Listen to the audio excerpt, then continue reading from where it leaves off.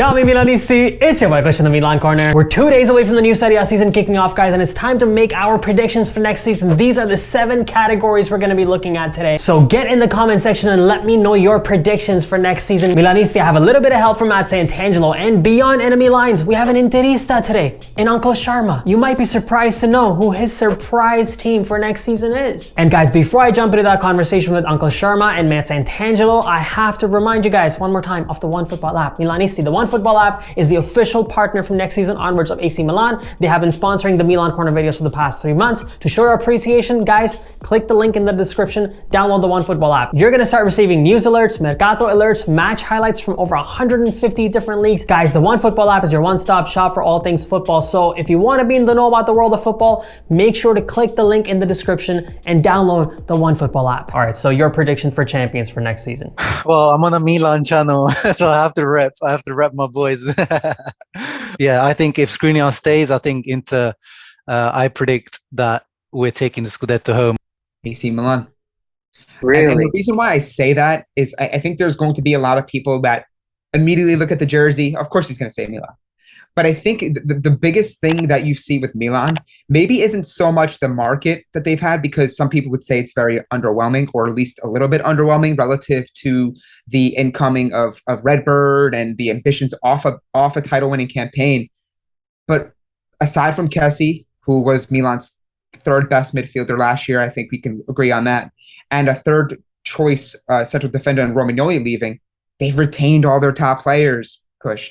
And they've been able to get that experience. They have something tangible now to put to this success that they've been doing with this rebuild. So in terms of champion, I'm having a hard time with this one because initially I thought it was probably going to be Inter. But as we get closer to the season, I think it's Milan. A lot of people are questioning our Mercato, but I feel like as a club that is the title holders, we don't need to do a full overhaul of our squad. We just needed to find the right pieces, and I think we have until now. We only lost Kessie and Romagnoli. Inter, after winning the championship, lost Hakimi, Lukaku. Those are their main pieces that they lost. That's why they dipped in form. Lost their coach as well. But with Milan, I think the foundation is still intact. And now we've also added the right pieces. So if we can find a replacement for Franck Kessie more than Romagnoli, I think we're going back to back. Rounding up your top 4. So who would you put in second, third, and fourth? So I'm going to say Inter at the top. I think Milan are going to miss out by a few points this season, the other way around. And then I'm going for Juve, third, and then Roma, just ahead of Napoli for top 4. I'm going to go Inter, Juventus, and then I've had this conversation internally with myself whether or not I want to do Roma or Napoli for fourth. I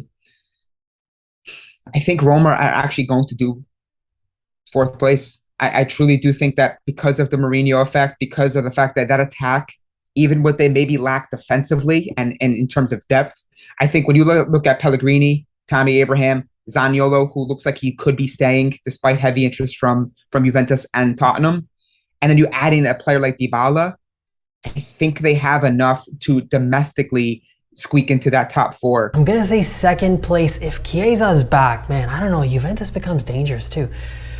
I'm going to say second place to Inter. I feel like I want to see Juventus. Third place to Juventus for sure. And I'll round it up with Roma. I think they are top 4, but I feel like, look, with Dybala, it's been a few seasons since he's been good. That reliable player. Wijnaldum is switching to his third team in 3 seasons, so that's also not saying much. And then you have Belotti, who's been kind of slow too. So I'm like, okay, yes, they're reputationally good buys, but I don't know. The only good thing is that, Wijnaldum and Dybala and I guess Matic as well were all free transfers. So, worst case, you didn't at least, pay a lot of transfer fees. But they were upgrade on, Veretout, Wijnaldum's upgrade on Veretout. Spinazzola's coming back from his injury, and Belotti's going to be the backup to Tammy. That's a pretty good backup to have. Who would you predict to be your highest goal scorer for next season? It's that guy. It's the guy that people say you don't even know when he's scoring or who he scored against, but Ciro Immobile is getting another capocannoniere. Probably the low-hanging fruit, but I'm actually going to go Ciro Immobile. I think he's kind until someone can prove me otherwise, until someone else can knock him off that perch, I think it's going to be Ciro Immobile. And any thought for Lazio? So you think that they are going to be competing for the top 4? So I do think Lazio will be in there, but I think eventually what's going to really do them in is the fact that they don't have the star power over a long-term period to withstand goal scoring droughts by Ciro Immobile, or performances where Sergej Milinkovic-Savic isn't quite producing to his level as well. But I do think they're going to be much more improved under Sarri. A fit Juventus will probably have Dusan Vlahovic be the highest scorer. Surprise club for next season. I think it's surprised, but I think everyone's saying the same thing as Monza. Like, obviously your old owner and Galliani and stuff, like they're cooking something interesting from a newly promoted team. So I'm going to say Monza, even though, as I said, I think a lot of people are tipping them to be the surprise club. I mean, you could say Roma, and the reason why I could say Roma is that I think there's some people that are even considering them to be like a dark horse in that conversation for the Scudetto. Now, if we're talking about them being Scudetto contenders, well, there's a team that's overachieving, right, relative to maybe what the expectations were, a year ago. But if there's going to be another team that maybe squeaks into this whole conversation of maybe Europa League, flirting with top four maybe at moments, or looking like a team that can really do some damage, I think Fiorentina had done a really good job of building this team under Vincenzo Italiano. For surprise club, I'm going to go with Fiorentina. And I'm going to go with Fiorentina because I feel like they were a little bit under the radar last season. Like, let's not forget, they were the fourth highest. They had the fourth highest number of wins last season. So they're obviously a good team. They just lost too many games. If they had, even halved instead of losing, they would have drawn their games. They probably would have been really close to making it to the top four. So I think Fiorentina making the right adjustment this season. I'm going to call them the surprise team. All right, so the underachievers. That's an interesting one. I'm going to say probably Atalanta take a step back. I think Lazio, because I think people are, I think quite rightly, the people are talking about, and they've had good additions in the transfer market, but I don't really see any of them really moving the needle too much. I don't see the squad improving. Romagnoli, I don't think is a Sarri type of player, like playing in the high line in the back four doesn't seem like the ideal fit to me. So I think Lazio are going to underachieve or finish like 7th or something. I think Napoli underachieves, mostly because I think they've lost integral pieces. Insigne, Mertens, Koulibaly.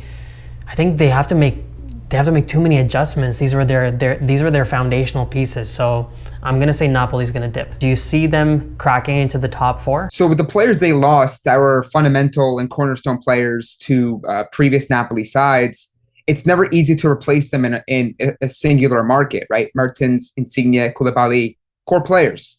But I think they've done a really good job of spreading that out over the rest of the squad, getting in players like Giovanni Simeone, who looks like he's going to be coming in the attack. I think they've done a couple of good things to help elevate that squad.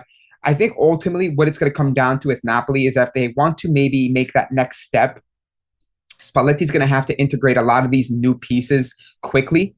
In previous years, they've actually been done in by having this sort of Jekyll and Hyde type second half or first half, where they start slow and then they go on a great run and they either finish in the top four or miss out just in the top four. Even under Gattuso in that last year, they lost out to Hellas Verona, but they were on a great run there. So I think it's going to be a key for Spalletti to integrate these new pieces, and ultimately how quickly he's able to do that could determine whether or not Napoli are a team that could be back in that title contention like they were for good parts of last season, or are they going to be a team that is trying to cling on to for dear life for a top four spot, excuse me. Well, not that it matters much, but it gives you an idea as to which team's going to have the first initial good phase of the season. But winter champions. I'm going to go with Inter. Oh man, I hate the winter champions thing. I swear it's like only a Serie A thing, but I'll give it to Juve. I think they'll have like a strong start. I think they'll have a strong start and then kind of tailor off towards the second half of the season. I think Milan's going to have a hard time playing catch up, because this is not a season you want to play catch up on, because a lot of teams have replenished their squad. So Milan better be at the top from the very get-go and start building on that lead. Such a dreamland, but I'm still going to say it. So I'm going to say Milan. And finally, player to watch out for. I'm going to give it to, because I really like what I saw at Salernitana from him, Edison at Atalanta. They always have this kind of like one or two players that kind of have really good years. Like last year was Pasalic for them. I think he's going to be that kind of that Pasalic where he's going to score or assist quite a lot. I think he's going to be, definitely one to watch. And I wanted him at Inter, actually. I think one of them is Nico Gonzalez. I think Agustin Alvarez at Sassuolo replacing Scamacca. He's from Uruguay. I think he could be one of those guys that, with a really good year is scooped up really quickly for a significant amount of money. I'm going to say Alvarez. I think in that system under Dionisi, I think he's going to have so many opportunities to score goals, and I think he's going to make some serious noise. Player to watch out for. I think a lot of people are going to probably think that I'm just being a Milanista, but I think for me, it's Yassin Adli. I think I see something special in that guy, and if he gets enough playtime, I think he's probably going to be the young player to watch out for. There you have it, Milanisti. That was my conversation with Matt and Uncle Sharma. A big thank you to these guys. And in the description, guys, I've left these 7 categories for you guys. So copy and paste them. Let me know your predictions for the upcoming Serie A season. And as always, Forza Milan. Grazie mille e ciao tutti.